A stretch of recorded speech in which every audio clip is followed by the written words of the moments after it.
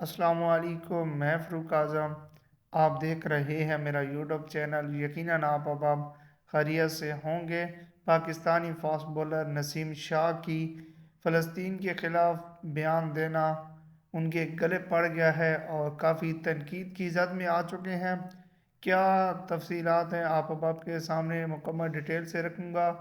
لیکن اس سے پہلے اگر آپ میرے چینل پر نئے ہیں تو چینل کو جلدی جلدی سبسکرائب کر لیں اور بیل آئیکن کے بٹن پر بھی کلک کر دیں تاکہ ہمارا آپس میں رابطہ جڑا رہے۔ آپ کے علم میں ہے کہ اس وقت پی ایس ایل جاری ہے اور ایک میچ جس کے اندر اسلام آباد یونائٹڈ کی یہ نمائندگی کر رہے ہیں نسیم شاہ، اور میچ جیتنے کے بعد پریس کانفرنس کی گئی اور صحافی کی جانب سے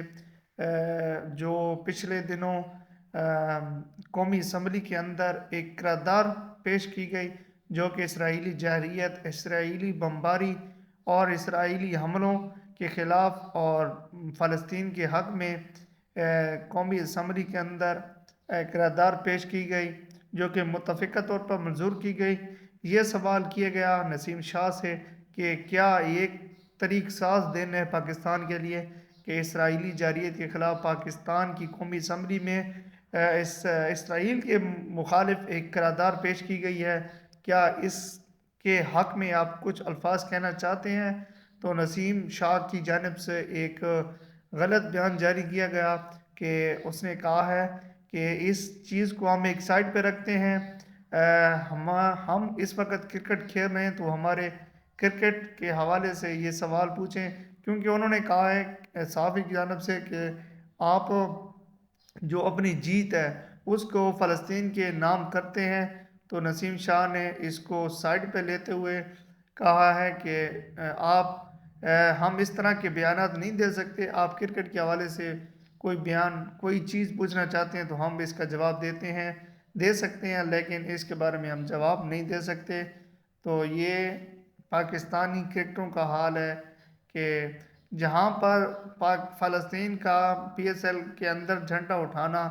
وبال جان بن چکا ہے لوگوں کے لیے، عوام کے لیے، اور